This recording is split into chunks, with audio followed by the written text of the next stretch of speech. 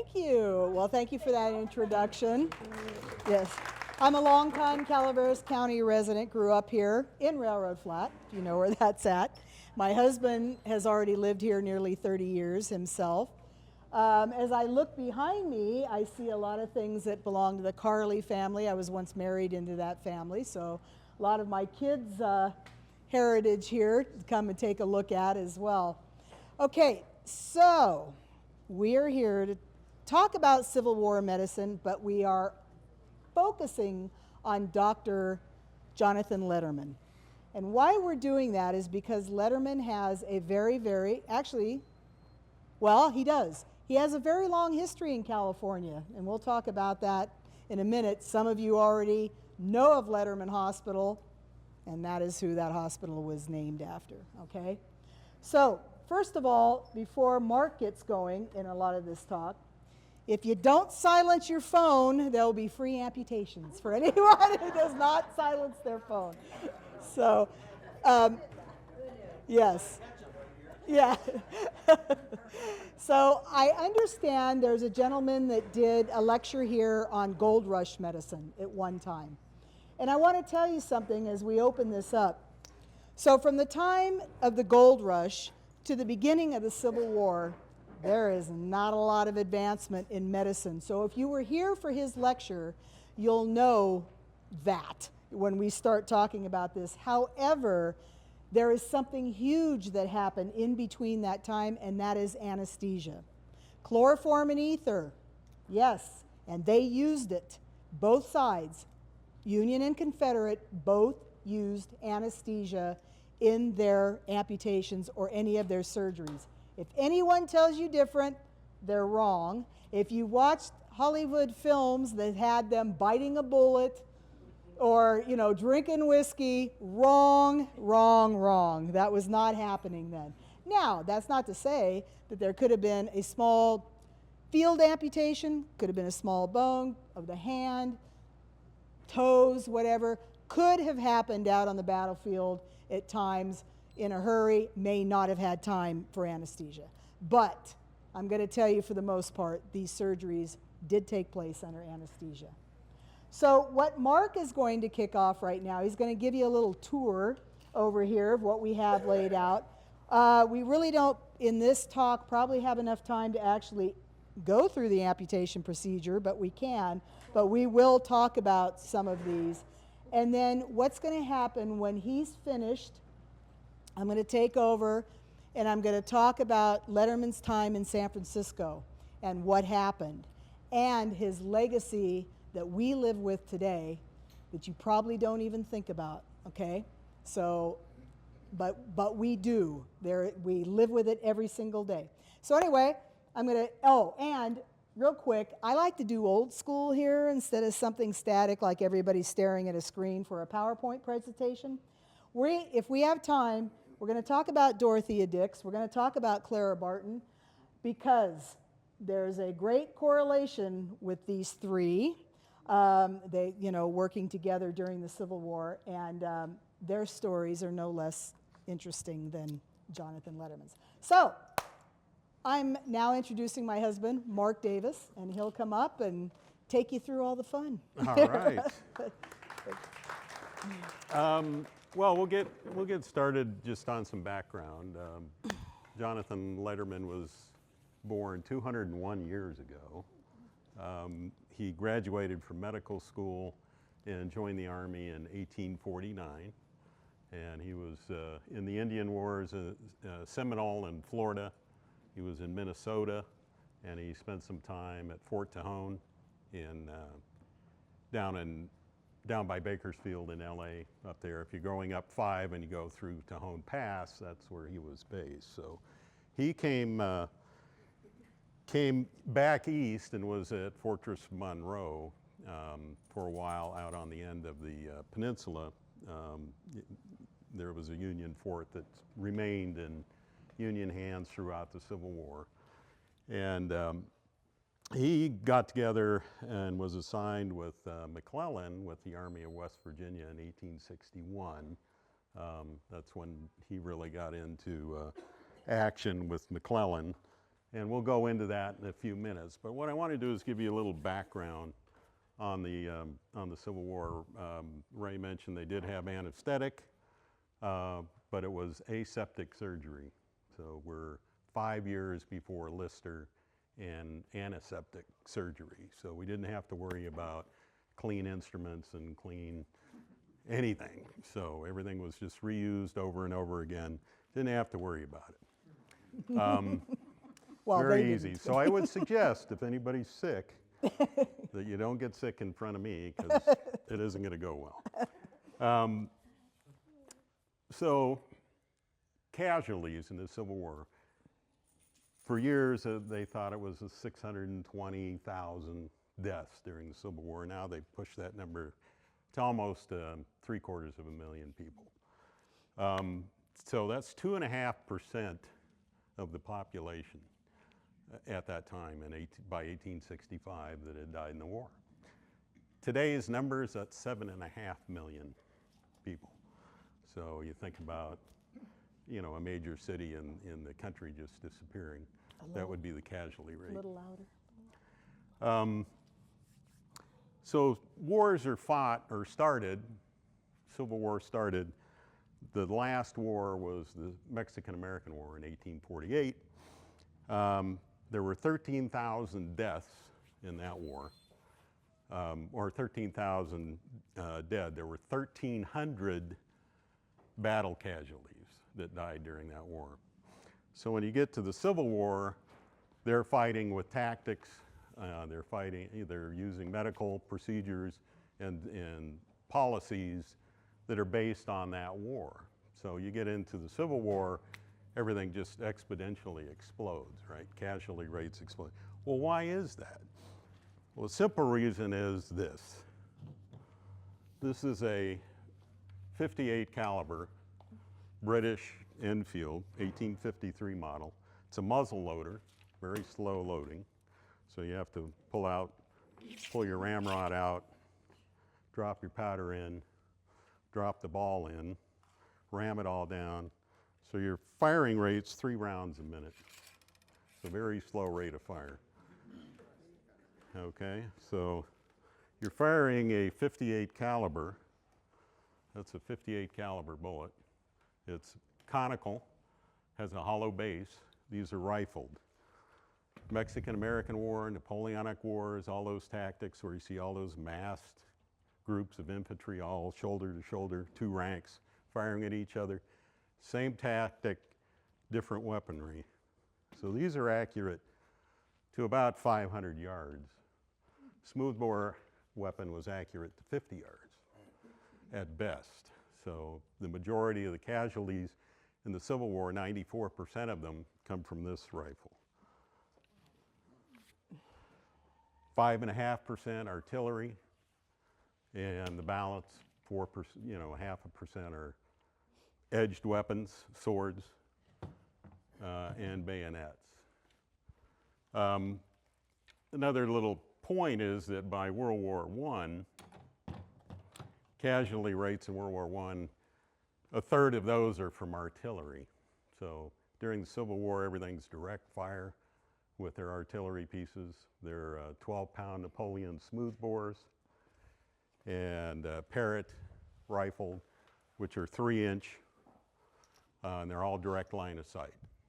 So what really is rough on the infantry at that point are canister rounds, and these are basically large shotgun cans that are loaded with round ball and then stuffed into the barrel and then fired at massed infantry. Again, everybody's lined up in very close ranks, so it was very effective at short range. So Gettysburg, Pickett's charge, everybody knows Pickett's charge at Gettysburg. What broke the back of that charge was canister rounds fired at very close range. So these guys are really what does all of this damage. So what's the military like in 1860, right before the Civil War? There's 16,000 soldiers in the U.S. Army in 1860. There are 40 doctors. By 1865, there's 2.1 million troops in the Union Army alone. and there are over 11,000 doctors working. So the budget for the Army in 1860 is smaller than the medical budget by 1865. So just everything is just exploded in that time period. So between the Mexican-American War and the Civil War, just huge advancements in weaponry. Medical department wasn't organized to really deal with it. Thomas Lewiston, who was the director of the Union Army from 1836 to 1861, medical department, dies. Edwin M. Stanton hires Hammond to come in and run the medical department for him. Hammond is a progressive, younger man, and he starts pulling together teams of people that he can trust that are going to really bring this thing forward. So 1861, the battle at Bull Run and Manassas, depending on which side you were on. That battle, there were guys wounded and on the battlefield for a week before they were picked up. Nothing really improved, so Lincoln appoints McClellan as the head of the Army of the Potomac, which is the major army for the Union forces in the Eastern Theater during the war. McClellan is a great organizer, really good at getting everybody trained. All these units are volunteer units that have come in. They're organized into regiments. The medical departments are assigned to those regiments, and that's the only group they support. So a regiment is 10 companies of 100 guys in 1861. By 1863, they're averaging 250 to 350 men. So the bulk of the people that die during the Civil War, 2/3 are from disease and infections, and the other are from battle casualties. So there's a lot of problems, right? You got a lot of sanitation issues. We can't get the people off the field. We have regimental surgeons at that level who are not supporting the adjacent regiment because, hey, I'm a state volunteer regiment. I've got my supplies from my state. I'm not sharing them with anybody else. So we get to the Peninsula Campaign in 1862, April, May. McClellan decides instead of trying to slog his way down through Virginia to Richmond, he's going to go out to the peninsula at Fortress Monroe and then come all the way up the peninsula to Richmond. And that's a very long, progressive campaign, and it gets worse and worse and worse. So by the time McClellan gets around Richmond, 1/3 of his army is out of action. They're either sick, wounded, or lingering because the guy gets wounded next to you. There's nobody to help evacuate you. So your buddies pick you up and they carry you back. So you got 3 or 4 guys carrying one guy back. Regiments are just depleting. They run out of steam, and they decide to evacuate the peninsula, go back up towards Washington. There's a guy, Charles Tripler, who was the medical director for the Army of the Potomac, and Hammond fires him. And they pick Jonathan Letterman to come in and work with McClellan. Well, he and McClellan have a relationship from the year before, and also, as a sidelight, McClellan, when he was a captain, had gone in as a military observer, went to the Crimea campaign in Europe and saw the ambulance systems and really felt that it didn't work. So when Letterman got there, he said, hey, you need to solve my problem. I need people, I need my troops back. Nobody's getting taken care of. So Letterman gets there in June of '62. By August, he's developed the Letterman plan, and they implement it. So the Letterman plan, basically, the Quartermaster Corps controls the ambulances, not the medical department. So the Quartermaster Corps says, hey, they're all busy, can't use them. So he establishes an ambulance corps to work at the brigade level.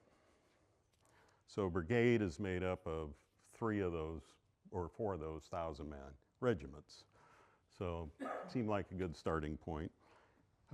He sets up hospital evacuation, so a quarter mile behind the lines is an aid station.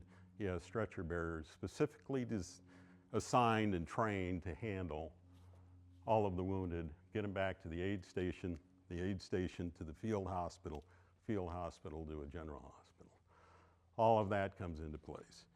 He sets up sanitary standards. So latrines, all water management, all that stuff is finally set up. So how effective is this plan? Well, in 1861, the mortality rate for wounded soldiers is almost 40%. By the time Letterman gets his plan in place, it's implemented in September, fully implemented in September at the Battle of Antietam. That rate is cut in half by the time he gets in there. So, working plan, works great. So Antietam, he's got this system in place. They're operating brigade hospitals. Everything's going along. There's a thing now called the golden hour in military medicine. So you have basically a very short time period to get somebody that's wounded to an aid station and help. At Antietam, they're able to do that. They get everybody off the field. They win the battle. The Union forces win the battle. It's 24 hours. Instead of a week, you're down to 24 hours. So that part of it's working well. The casualty rates at Antietam, that's actually the bloodiest day in American history. There's 23,000 casualties in a single day, in a single battle. By the Battle of Gettysburg, roughly 35% of those troops engaged are wounded or killed or missing in a single battle. That's over 3 days. So extensive loss of life, a lot of wounded to deal with. They're setting up hospitals anywhere they can during the battle, a house, a barn, anywhere they can find. Medical supplies are still under the Quartermaster Corps. Letterman is able to pull that into his zone of control. But still getting tents and all of those fixed facilities that they're going to need for an extended period of time after battle takes a while to get there. So they're pulling doors off of houses for operating tables. The other thing that he does by this point is he realizes that medical school at that time is 2 years. So I've got more education than a Civil War soldier or surgeon by far, but you don't want me doing any work, believe me. So 2 years, you do an internship and you're living in Indiana. The governor says, hey, I need a regiment. You're a doctor, you're the surgeon. So a lot of incompetent doctors basically running around. So by the time we get to Antietam, he set up a procedure where he's going in and evaluating doctors. And if you don't know what you're doing, you're not a doctor. So you're not touching people, you're not operating on them. So that's roughly 15 doctors or medical personnel. There's one guy, so 15 to 1. It's one guy doing surgery. So they're all very specialized by this point in 1862. So what didn't work at Antietam was the hospitals there were too many of them. They were too spread out. So what he gets to at that point, so we're talking September is the battle, September of 62 is the battle at Antietam. By August, or October, he implements division hospitals. So now you have 3 or 4 brigades that make up a division. So that's now a division hospital section, right? So I don't want to get into the whole structure of the Army, but I could, but that's another 10 minutes we probably don't have. So the division hospitals are working very well. After that, we go to Fredericksburg. So December of '62, McClellan is sacked because he's got a bad case of the slows, is what Lincoln says. Great at organizing, but he can't pull the trigger and get things done, and he can't completely defeat the Confederates. And that really is an outcome of the Battle of Antietam. He defeats Lee, and he doesn't pursue him. So Lincoln fires him. So he brings in Burnside, new general to run the Army of the Potomac. It's December, outside of Fredericksburg. Union Army is on the north bank at Fredericksburg. Confederates are in Marye's Heights behind Fredericksburg. And Burnside decides to do a frontal charge uphill in the wintertime to the Confederate lines, and it's a disaster. But our friend Letterman is ready. So everything on the north side of the river, he's got all the hospitals set up. Everything runs like clockwork. Get people off the field. Your chances of surviving a wound depends on where you're hit. So at Fredericksburg, it's the first real good example of the golden hour. A guy is wounded, he's hit in the hip. They get him back across the river and they get him into surgery within 20 minutes. And they remove his leg through the hip joint. You have about a 10% chance of surviving that surgery, right? He's the first guy during the Civil War that ever survived that surgery and lived after that. So system's working well. Frontal charge, Confederate forces didn't work well. So Lincoln fires Burnside. And he brings in Hooker. So if you wonder where the term hookers come from, you can imagine Hooker's reputation in Washington, D.C.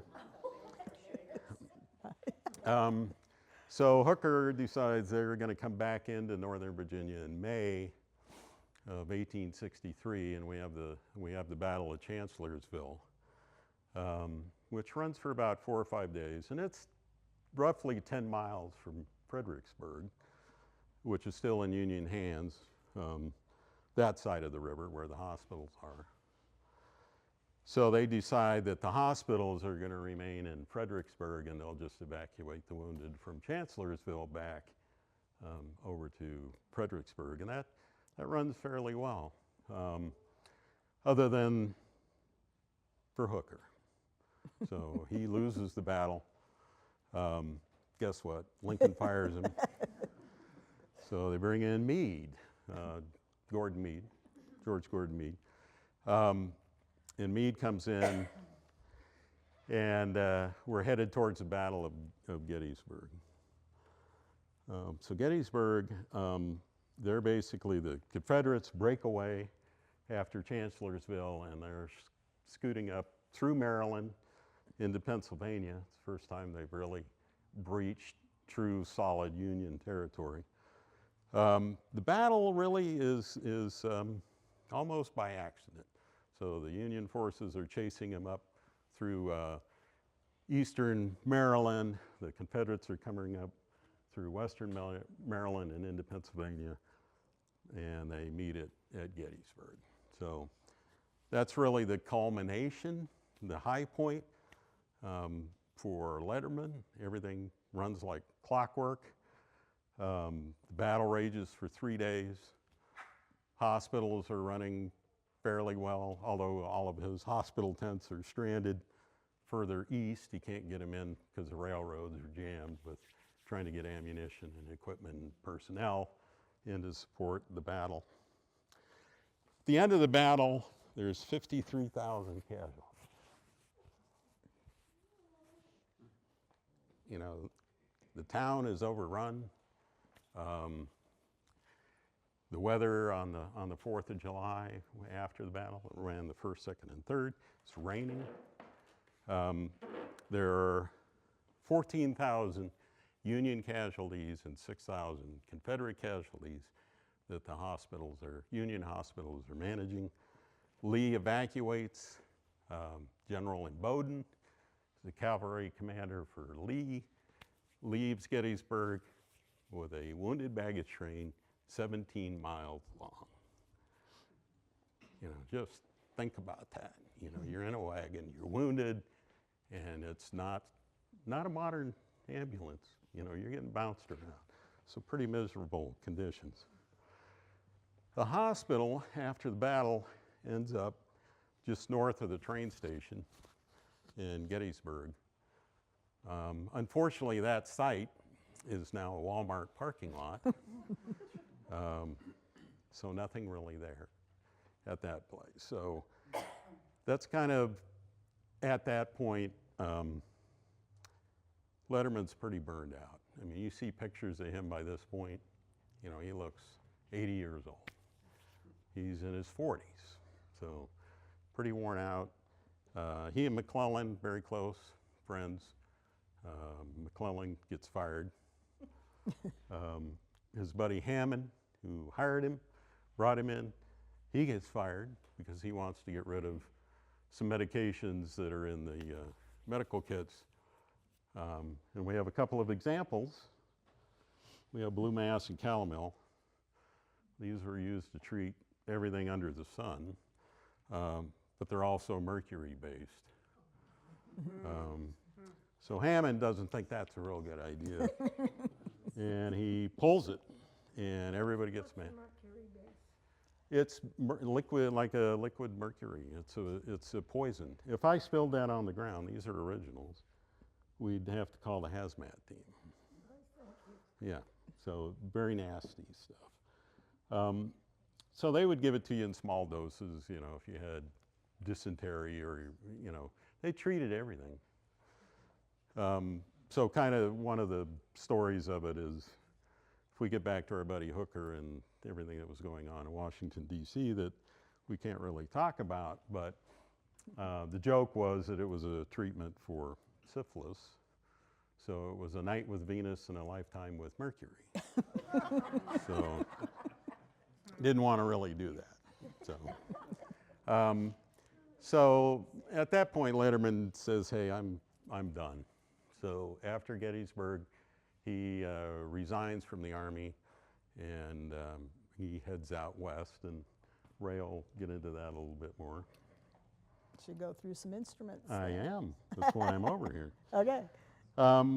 So I brought some instruments with us, and I don't know, where are we time-wise? Oh, we got time. Yeah. So anybody want to volunteer? No. Okay. So depending on where you're hit, right? So the closer to the end of limbs, the higher percentage of survival. So roughly arms and legs you have a 1 in 7 chance of dying from a wound to your outer extremities. Abdomen, casualty, your chances of dying are like 85%, because they're not doing basically any operation or procedure if you're hit anywhere in the body, chest, stomach, unless it's really straightforward and easy. And again, not antiseptic surgery, so aseptic surgery. Infection, post-surgery, they called it laudable pus. It was a part of the healing process. So if you were wounded and they amputated your arm and you had a post-infection, that was good. It was supposed to happen that way. Again, we're 5 years before Lister in England and antiseptic surgery.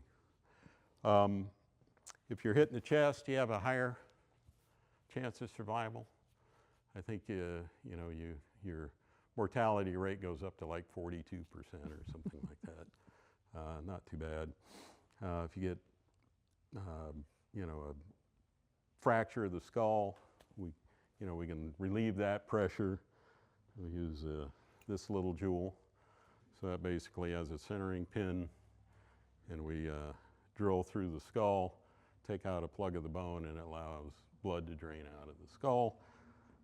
New invention? No. Actually, the Egyptians were doing this procedure.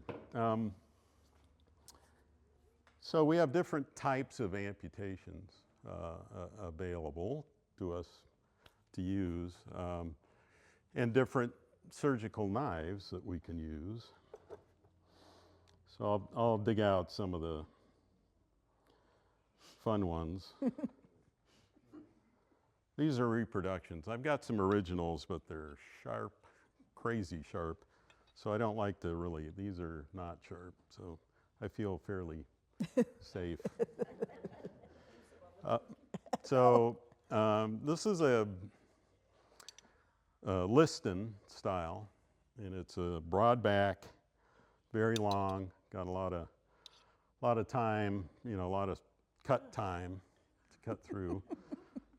If anybody, I can stop. Okay, all right. And then this is a Caitlin knife. The interesting thing about a Caitlin is that it's double-edged. So why double-edged? Speed. Because you have no blood transfusion.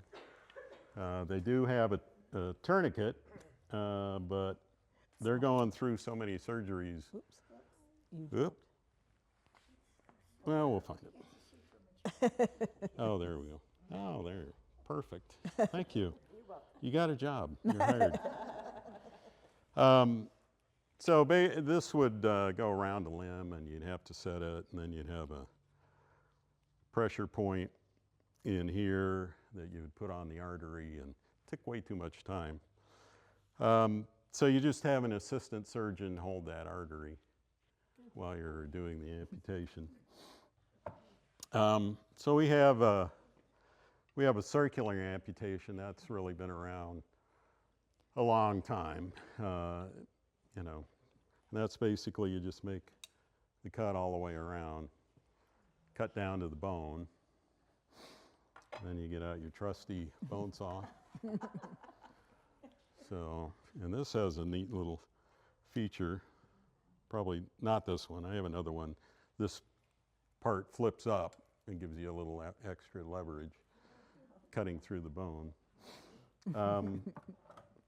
So the Caitlin, you could do a flap or a V-type amputation. So V would be you cut into the bone, come underneath, cut into the bone, and then you cut the bone off, throw the limb aside, and that gives you a pad, to build up around the edge of the bone. And then we have a V-type, which is basically down to the bone and then up this way to the bone. And that again gives you some muscle material to lift over the end of the bone. So what do we do with that bone? We have to get the edges off of it.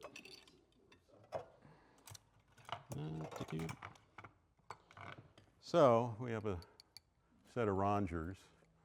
We come in and we round off the edge of that bone. Then we have a little bone file, so we can clean that up. So we're doing all this in 7 minutes. Are they numb to all this? Yeah, we have chloroform and ether, which came in the 1840s, 50s. We'll do a little sidestep here. Chloroform, not as good as ether, but ether is very explosive. So we're operating by candlelight at night. We're not using ether.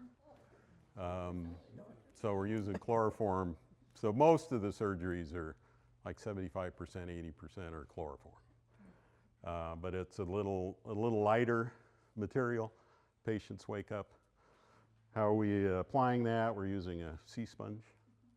So we soak that and put it over your nose, and out you go. Of course, we're really not concerned about, levels and amounts and anything. It's not needed. Yeah, No. not needed. Who made the chloroform and the ether? Oh, Lilly. A lot of the big pharmaceutical companies that are still around today. I mean, the old school ones like Lilly and. So somewhere in Virginia. Yeah. Europe.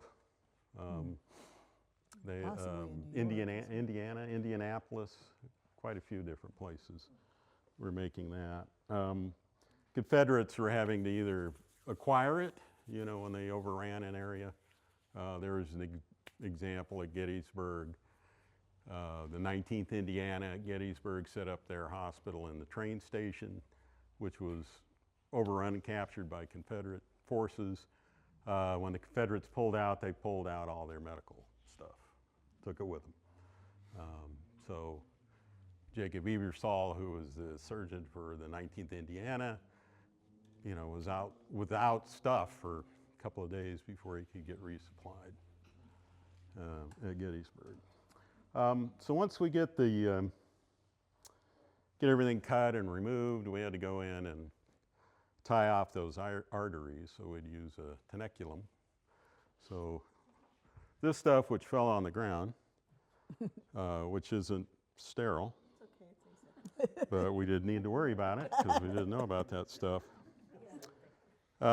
So they would just loop some silk. The Confederates actually were running low on those kind of supplies. They were using horsehair out of a mane or a tail. Well, here's the bright side of that, if there is a bright side of that. It sterilized it because they would boil it to soften it. So they actually were a little bit luckier that way because of, you know, desperation. So you'd loop whatever material you wanted around there. Your assistant surgeon that was holding that artery would let it go. And you'd reach in there and you'd hook the arteries, major vessels, pull them down and then ligate them, tie them off, and then close the wound. Wait for the infection, which is going to come.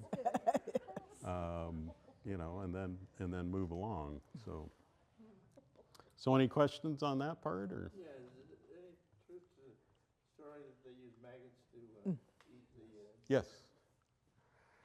Yeah, well, by the end of the war, they had started to pick up on stuff. So, you know, maggots were good at eating the infection. They started using bromine to treat hospital gangrene. If you had a sepsis, you know, which is like a really a blood infection, right? Sepsis. And then you had like the super sepsis, which was pyemia. Your mortality rate was 97%. So if you had a blood infection, you were probably not going to make it. The other thing was over-treating with anesthetic, or anesthesia, I should say. You could end up with pneumonia. So Stonewall Jackson accidentally shot by his own troops at Chancellorsville, arms amputated, he dies 2 weeks later from pneumonia. So that was another aspect that you had to deal with going forward. So, you know, surgery-wise, mechanically, they're very adept. These guys are really good at what they're doing. Their big drawback, no idea about why people are getting infections. You know, so the actual mechanics, some of these guys were extremely proficient at what they were doing. So you didn't have the old, you know, Hollywood, you know, drunk surgeon working on you. You had some pretty talented doctors, but they were just limited by their knowledge, you know, disease and infection. Do they have any way of doing artificial respirations or anything? I was thinking about the pneumonia. No. Can you repeat the question, please? If they had any, no, he needs to. Oh, just treating pneumonia. Was there anything they could really do? And you know, like CPR, I think is what she said. Yeah, yeah, I think she- CPR. Not CPR, but breathing. That your lungs are expanding and stuff.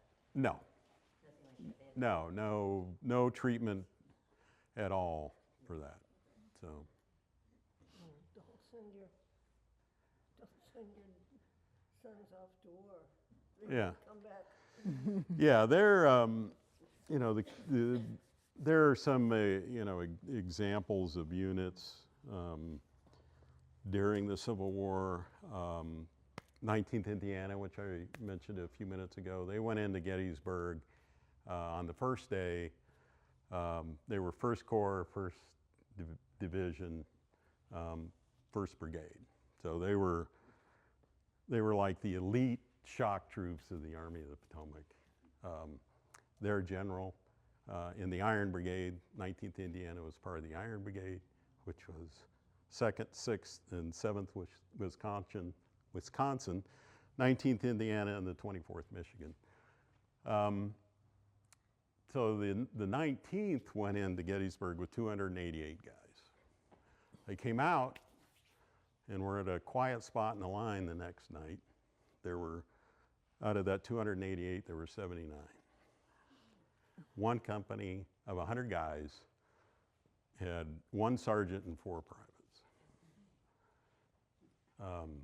The Iron Brigade, which they were part of, was almost 1,900 troops, and they had 267 after that.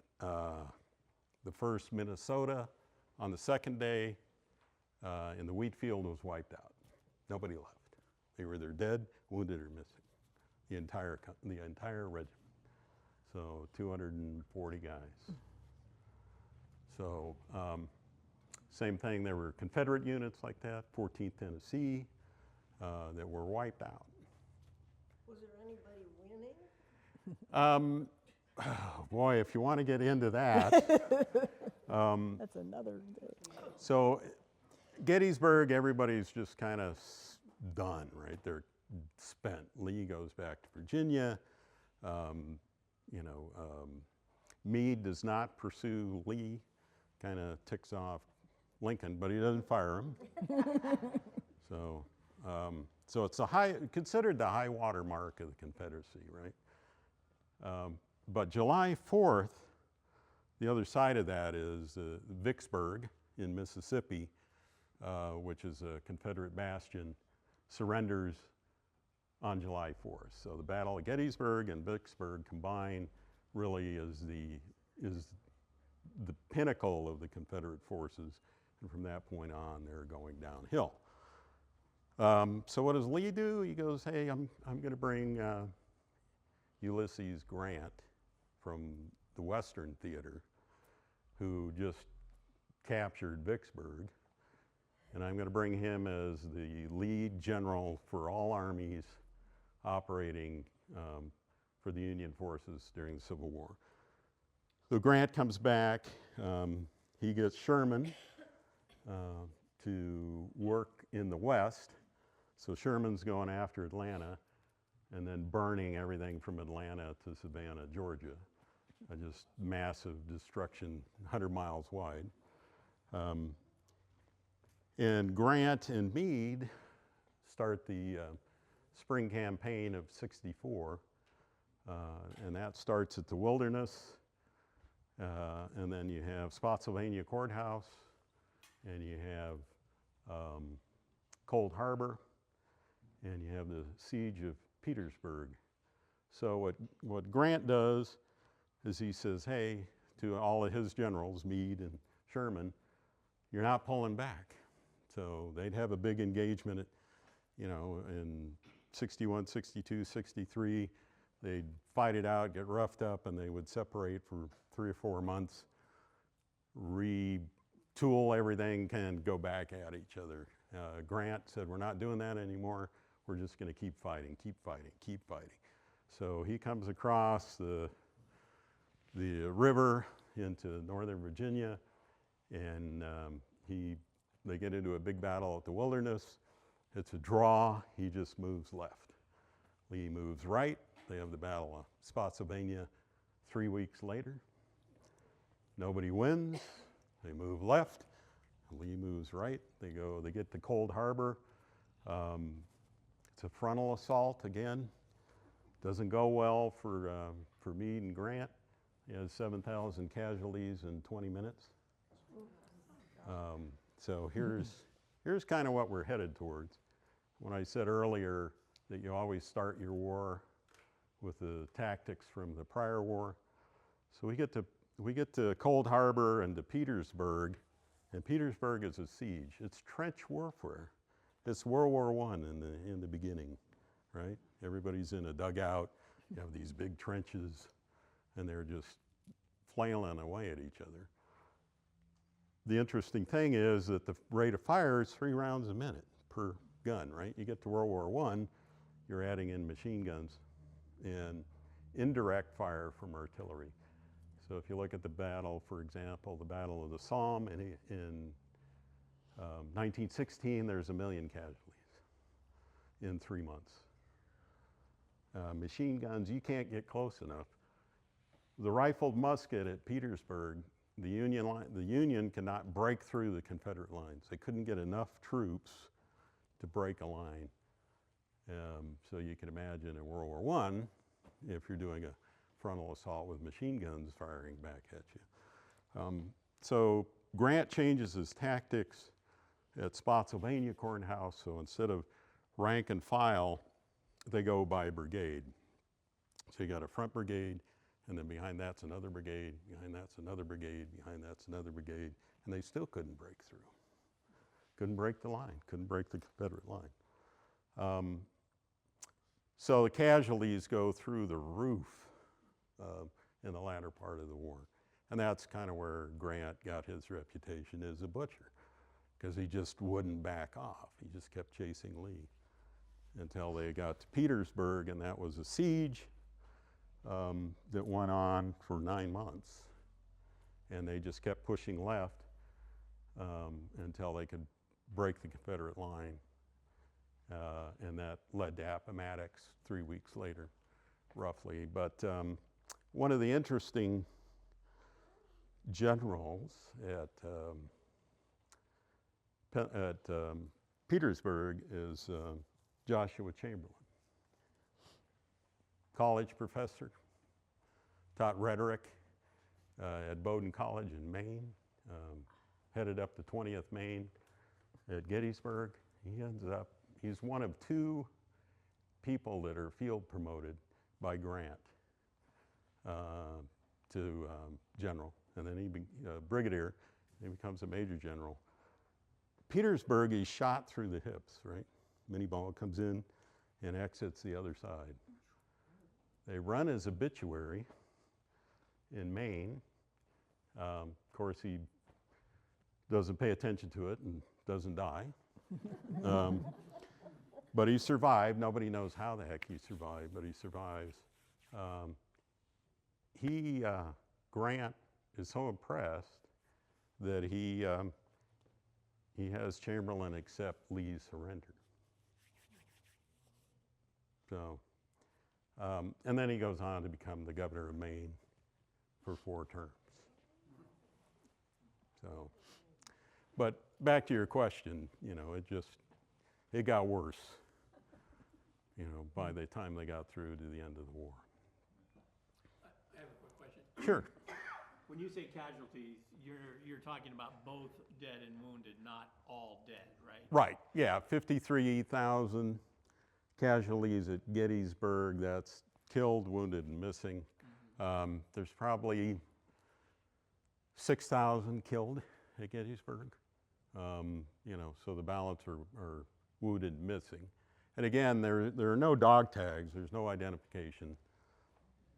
So if you're killed or, you're hit by a canister round, they're not going to find anything. Or if you're captured, that you would end up as missing. Yeah, there was that too. Yeah. So, back to Cold Harbor, Union troops were actually pinning their names on the inside of their jackets so they could be identified.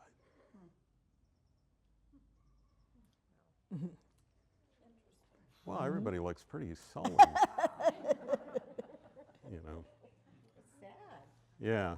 Well, it's not, and I know Ray's going to spend the last few minutes that we have, and obviously we can stay and answer questions, so we don't have dinner reservations.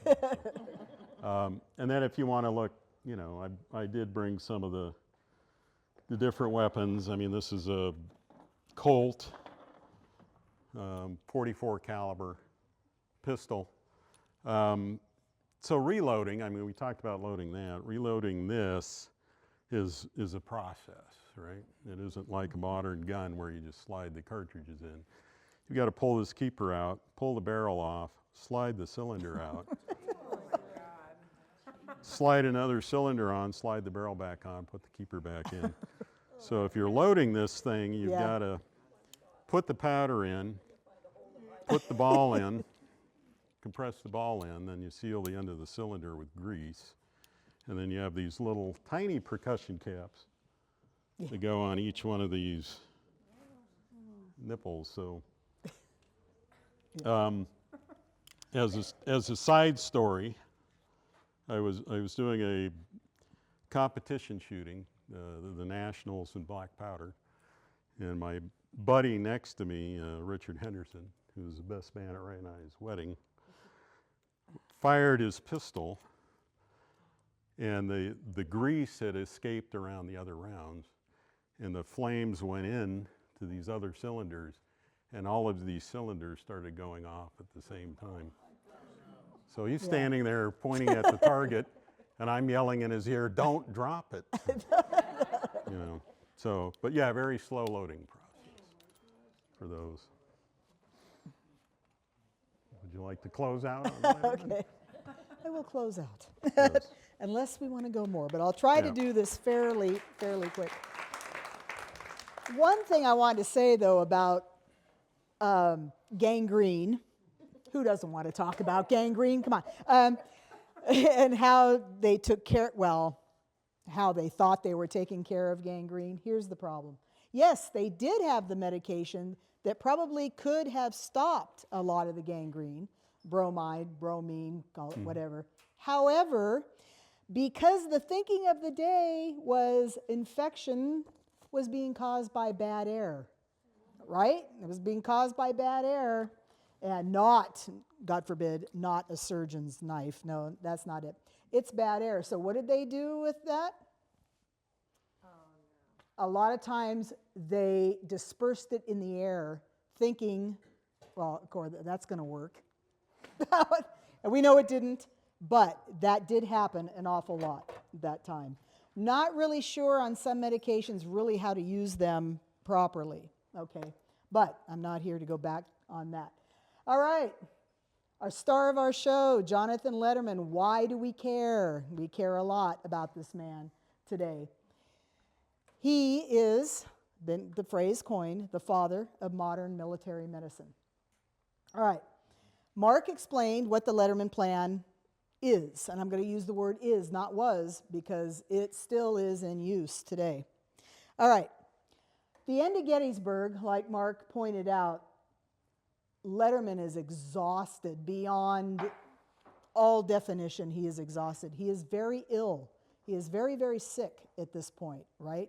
He is suffering from some intestinal problem. Don't know what.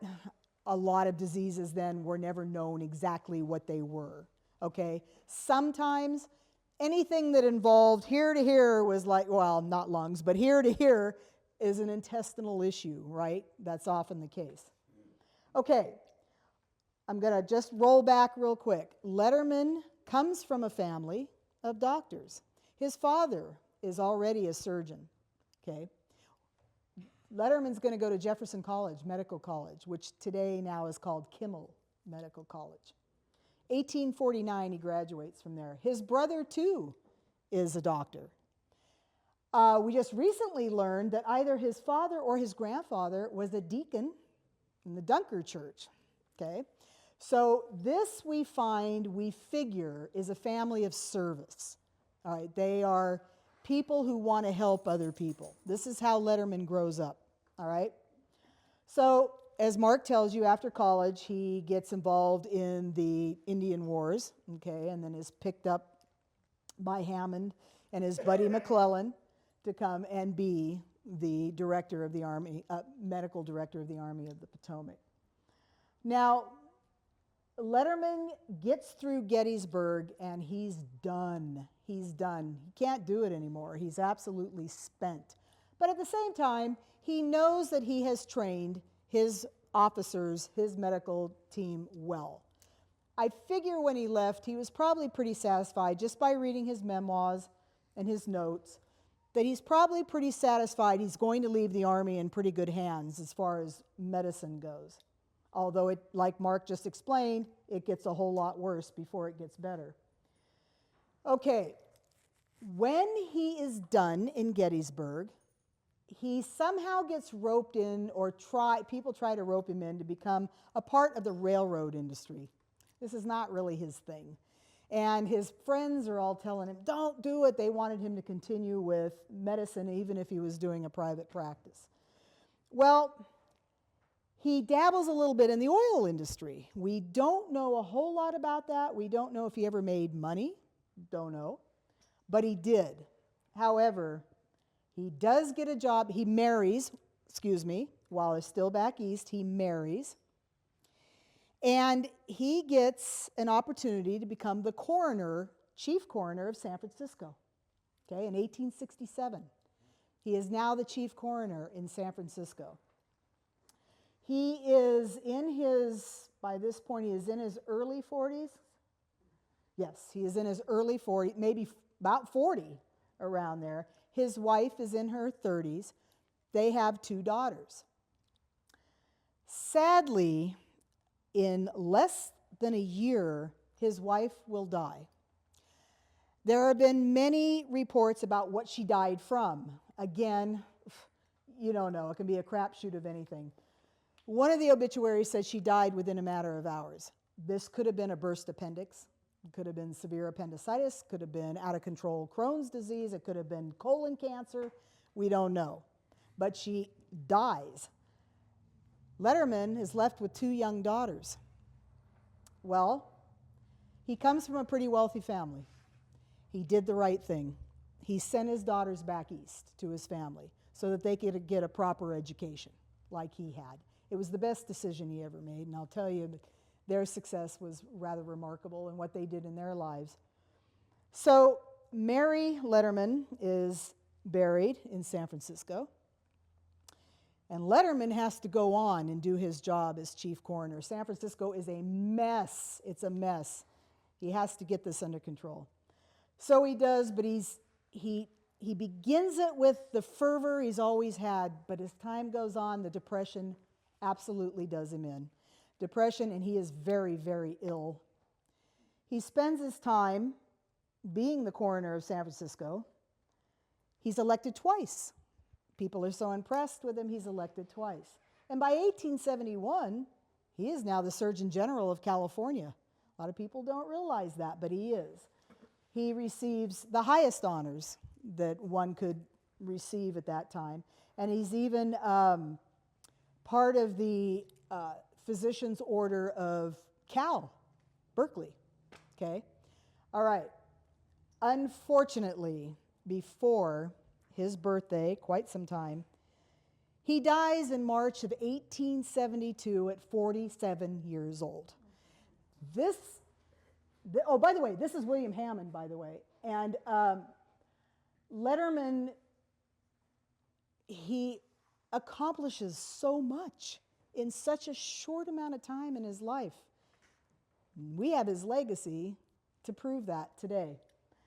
So, Letterman Hospital, I talked to a gentleman who actually was treated at Letterman Hospital at one time, is built in San Francisco at the Presidio. Some of you probably remember that, the name.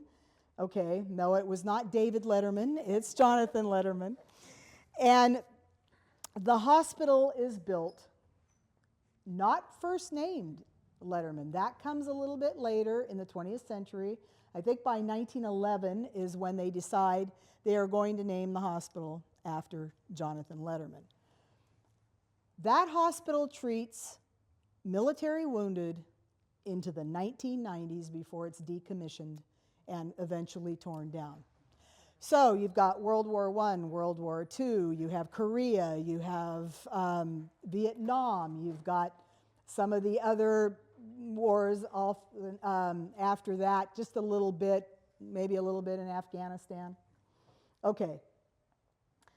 Well, his plan is so impressive to the military that in World War I, we find out already that the Germans are already using it. The Germans are using Letterman's plan. Actually, I think the Germans were possibly using it even before. I believe they were. Yeah, Franco-Prussia War. And so Prussians are using Letterman's plan. The funny thing about the Germans, you probably remember, the Germans like to talk in code during the war. They rarely ever said exactly what something was. But they called it the American plan. They just used it like that. So they use it as the American plan. The funny thing is that at this point, some of the British troops are actually teaching the Letterman plan back to the Americans as well, okay? So it's already being effectively used by even our enemies by that point. World War II comes along, and by the way, we are making a documentary on Jonathan Letterman as we speak right now. There was not a day during World War II that I did not thank God for Jonathan Letterman. So this is Major General Paul Hawley, Command Surgeon of the European Theater of Operations for the United States. All the way, World War II, they are thanking this man for what he did. We already know that the casualties would have been far, far greater in any of the wars, any of the modern wars, without the Letterman plan. Something that you think about, or probably you don't think about. Every time you call an ambulance, you better be thanking Jonathan Letterman. Every time in our lives, in our civilian lives, we're thanking that man. Triage, when you go to the hospital, have any of you gone to the emergency room and they take you into the triage to find out why you're there? Jonathan Letterman, okay? Perfect. They come in, they assess what the problem is with you, so doctors know, obviously, how to treat you, right? Okay, we can thank that man. But we don't think about that because we all grew up with just knowing that's what happens, right? So we didn't know, well, who do we connect that to? That man right there. So we are going to be doing, what we're going to do with our documentary, though, is you can see that when Mark was explaining Letterman's time in the Civil War, which is just 2 years. It's basically just 2 years, and he comes up with this. It's his legacy that lives far, far beyond. He could have never imagined something like this. Never. He couldn't have imagined he'd have a hospital named after him. He was doing his job. It was a job. He did his job, and he did it really well. What I want to say real quick, because I know you guys, these are hard chairs, and it's really hard to sit there for a long period of time. Everybody knows Clara Barton? I'm assuming everybody knows Clara Barton, right? You do realize that Clara Barton did start the American Red Cross, okay? Like Letterman, though, she learned about the Red Cross, not here, obviously, in the United States, but in Europe. She had traveled to Europe several times. She learned about, from the Swedes, the Red Cross, what they were about. So she comes back. She starts, after the war, the American Red Cross. And by the way, Clara Barton is a one-woman show. This is a very independent woman. She is a feminist. She is for women's suffrage. She does not want to work with other people. She is all about her plan, getting supplies where they're needed. And Mark talked about soldiers missing or considered killed and part of the casualties. She starts the missing soldiers office too, trying to connect families with their missing or dead loved one. She goes on to do that. By time Clara passes away, well into the 20th century, she dies, unfortunately, as somewhat of a bitter woman, a little bit angry, didn't like the way the Red Cross was going. She was a very control woman and had lost that control basically at that point and was not real thrilled about where the American Red Cross went. Dorothea Dix, okay? Dorothea Dix is the reason, largely for the reason we had female nurses during the Civil War. Female nurses did not exist unless you were a nun, Catholic nuns were nurses for a very, very long time. There were no female nurses prior to this. Dorothea Dix trains nurses, 3,000 of them before the war is over. 3,000 women are going to be Civil War nurses. She had, pardon? The Catholic nuns? Catholic nuns did as well, but Dorothea Dix is going to bring on civilian women to be nurses. She had very, very strict standards. You better be over about 35. You better be homely. You are only going to wear brown, black, or gray, no jewelry, no frills. Dresses are going to be at the ankle level because you don't want it going through blood. These women are not going to wear corsets. They are coined loose women. Want to know where that came from? Women not wearing corsets. That's how you became a loose woman. A lot of loose women out there right now, right? Dorothea Dix, if you got caught flirting with soldiers or anything like that, you were out. She didn't put up with it at all. But here's the rub. She is not a feminist at all. Does not support that whatsoever. Still feels like a woman's place is in the home, yet she's training nurses to be out on the battlefield. She is a very interesting woman. Dorothea Dix gets appointed to be the head of nursing for the U.S. Army Medical Department because of her work in reforming asylums. She too learned about that in Europe because she was a very ill, very fragile child and young adult. She thought by going to Europe, they were more advanced than we were in medical care, by the way. She gets medical care when she's in Europe and actually improves. In fact, she lives into her 90s. So she comes back and she actually reforms a lot of the insane asylums on the East Coast. She introduced a bill to have a national asylum. They shot it down. She didn't get it. But she did do a lot of improvement because they were horrendous.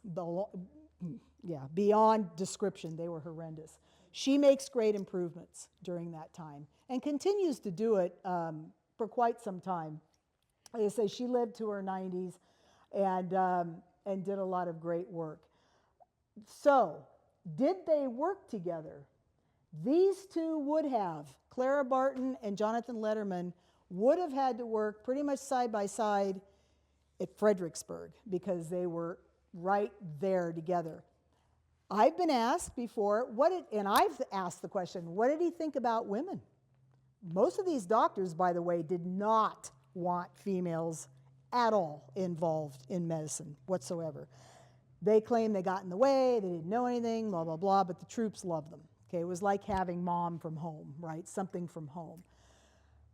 Letterman, however, must not have been bothered by that. He worked side by side together, and he knew she was out on the battlefield at Antietam. He knew it. He didn't remove her. He could have had her removed, but he didn't do it. Now, these two together? No, probably not. Dix and Barton, two very, very different women. So probably not wanting. In fact, Dix would have not liked what Barton was doing, probably at all, out there on the battlefield. Mark talked about, by the way, Camp Letterman at Gettysburg. You see all the pictures here, right here. And there's an early picture of Letterman Hospital in San Francisco. Y'all watched MASH when it was on? Mobile Army Surgical Hospitals. Thank you, Jonathan Letterman. Mobile Army Surgical Hospitals, right there. So what I'm saying is the legacy of this man runs deep and long, and we all have been touched by it, whether we consciously think about it or not. So what I said is we are now doing a documentary on Letterman because if you've noticed, if you've ever watched the documentary on the Civil War, did they talk about him, Harley? No. Ken Burns, epic piece. Where is he? Not there. It's not fair to ever talk about the Civil War. If you're talking about Lincoln Grant Lee, you better have Jonathan Letterman in the conversation, or you are missing a huge part of the Civil War and what it was about. So we're going to change that. We're going to get that documentary done. We're working on it right now. Any questions? Did you ever reach out to him to ask him why he didn't include him? No, I've thought about it. It was an odd thing that he, in fact, the whole medical part of that was very small. And he really does not, no one has ever given this man, really, the due, right? And so I am, by the way, George Lucas, okay, everybody knows George Lucas. You know his studio at the Presidio is called the Letterman Digital Arts Center. Yes, it is. And so I just talked to the Presidio the other day, and I'm actually going to call into the studio, because when we go down to film, I want that front that says it. And so we've got to fill out some filming things and all of that. But I want to find out if we can use that. I'm wondering, 9 out of 10 people probably think it's David Letterman when they look at it. Well, they're not going to know. They don't know who he is. So we're going to try to change that and make sure people know who this man is, because he needs his time. He needs his time, definitely. Any questions? So are you also going to discuss the separation of the military between the white soldiers getting treatment and the black soldiers? Well, that's a good, it's a good question. One thing we don't, because this is going to be so Letterman centered, what we don't know, because like Mark said, Letterman probably would not have been around the black soldiers because they were not where he was, right? So we don't know how he would feel. I do know that there were, on both sides, especially female nurses in the Confederacy better not be touching anyone from the Union, right? That was more on their end than our end. I don't know. I don't know how he would have felt. I have a feeling he wouldn't have thought about it that much, because again, he comes from a family of service to others. He comes from a religious family, actually. He may not have thought about it, but we all know that the thinking of the day was, why are they here? Sadly, yeah, by the way, don't even get me started on the Lincoln movie. We don't want to go there because there's so many things wrong with that. Anyway, so we don't know. But yes, there was separation. Of course, there was separation well into the 20th century from the black and white troops. Yeah. No, I do know the soldiers, a lot of the soldiers in the Union Army didn't want them. Didn't want the black soldiers there. You got to remember that even though, yes, the Emancipation Proclamation passed, that was not with the blessing of most people that lived in the North. That's a myth. So that's a myth, unfortunately. I saw a hand up. Did Dr. Jonathan Letterman ever come to Calaveras County? Because we know Grant did. No, he did not. Not that I know of. I think because what happened was once he was in San Francisco, he was such ill health. So, he was just trying to get through his job, there. Anybody else? Yes. Analgesics, like aspirin, opium. Okay, good question, by the way, something we didn't touch on. This is the beginning of drug addiction. This war is the beginning of drug addiction on a very, very big scale, okay? Opium is used, never regulated, right? Women are using laudanum. It's an opium-based, right? Nobody thought about it. And they got hooked on, and we did have morphine at this time as well. Very, very, very bad addiction after the Civil War. It went on, long time. In fact, when soldiers came home, either PTSD, which they don't know about yet, although they did call it, there was something called soldier's heart. Shell shock. Yeah, but that's later. Shell shocked is later. Soldier's heart is a Civil War term for PTSD. They don't completely understand it, but they know they're not right. So now you have soldiers coming home, and Uncle Bob ain't what he was when he left, and so they throw him out on the street. They're also drug addicted. This is how a lot of them end up in insane asylums, unfortunately. There's no help for them, not yet. Got a ways to go on that. So. What's your ETA on the documentary and where will it be shown Right now, the ETA, I don't know. this year? Yeah, I mean, we're working on it right now. We just got a fantastic contact at Fort Sam Houston in Texas. We'll be going down there and filming.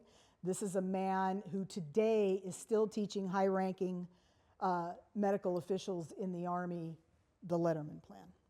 And down there, they have the whole evolution of evacuation. By the way, if you look at that cart right there, the milk wagon, that is very close to a Civil War style ambulance. Very, very close. They have down at Fort Sam Houston the whole evolution from Civil War wagon ambulance to Black Hawk helicopters. And we will be able to, we're going to be able to film that for it. So we're very excited. Oh, yeah, you will all know to find out where it's going to be, and we're excited. It's a long time coming, years in the making. So anyway, if there's no other questions, How long have you been researching Civil War? over 30 years. How did it start? It was a curiosity of mine from a long time ago. And Mark, we used to belong to a very large reenactment society called the National Civil War Association. We had thousands of members in it at one time. Mark used to be the president at one time. And we did medical reenactments during that time so that people would come in. We did mock amputations, which was always fun. Especially when our artificial arteries got away from us and they were spraying all over the place. So that was a lot of fun. It was good. Anyway, feel free to come up. I've got original soldier photos. Unfortunately, no medical ones, and now they're so expensive you can't even afford it. I have a really nice tintype, carte de visites, and ruby glass photos in here. Come up and take a look at our stuff. Ask us any questions. I know that, I mean, we could talk on this subject for 5 hours, but nobody wants to sit here that long. So come up and ask questions if you'd like. Thank you very much. Thank you. Thanks. Thanks.